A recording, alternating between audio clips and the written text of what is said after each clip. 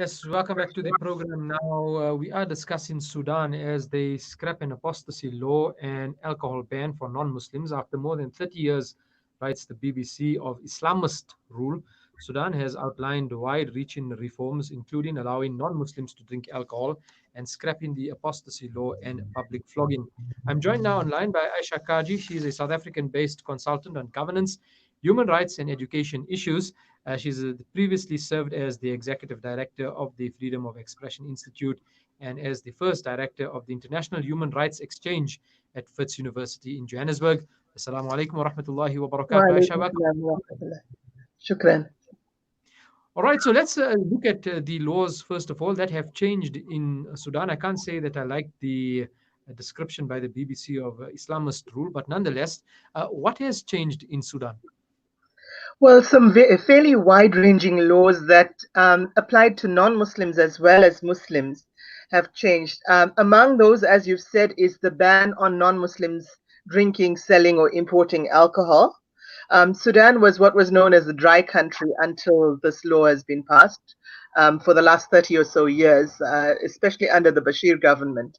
So that's one major change. The second change is that under the previous laws, Sudan was able to accuse anyone of apostasy and promulgate pretty harsh punishments for that, including hanging.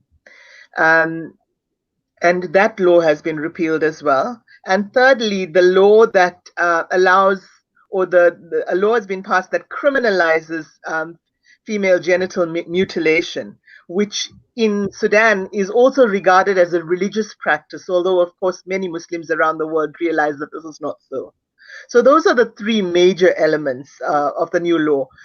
You will recall that there used to be a long-running civil war in Sudan, which resulted eventually in the breakaway of South Sudan from the Republic of Sudan, and now we have two separate countries. Now, in South Sudan, you have very many non-Muslims compared to in what was previously North Sudan, which is mainly Muslim, about 95 to 97% Muslim. So part of the reason behind that civil war were these wide-ranging so-called Sharia or Islamist laws that were a reason for dissent for the Christian and animist members of the population in Sudan, as I said, mainly in South Sudan. Now, do these laws that have been changed, do they affect the people of the South Sudan, or is it separate laws that now govern the two regions? It's now two separate countries, so it only affects the Republic of Sudan, in other words, North Sudan, which, as I said earlier, is about 95 to 97% Muslim. However, the degree to which Islam is practiced by those people nominally identifying as Muslim varies, of course, as it does in any country. Mm-hmm. And looking at Sudan's role in the world following the revolution that took place there, the ousting of Umar al-Bashir, where have they moved in terms of their international policy and foreign relations? I think they're making quite a few strides on the human rights front, as well as working. This transitional government is working towards a more democratic dispensation, but it is still a very uneasy alliance between members of those who of the various groups who opposed Bashir's rule and former members of his army and military services. So it's quite an uneasy alliance. It's quite fragile. They're very, very lucky, however, that they have a very strong leader in Abdullah Hamdok, who lived here actually in South Africa for many years. He was the director of IDEA International for this region. And he's somebody who is very conversant with governance and rights issues. So, as well as being a consummate diplomat.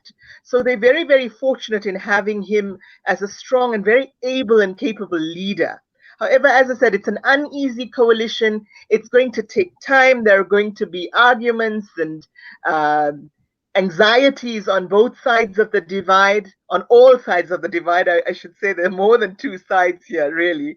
And it's also a situation where it's very, very important to avoid the mistakes of the previous administration, particularly in marginalizing the areas that are not in the commercial center or the commercial zone of the country. That is why we had the situation in Darfur for so many years, because Darfur was very, very marginalized from the center, from Khartoum, was very underdeveloped, etc.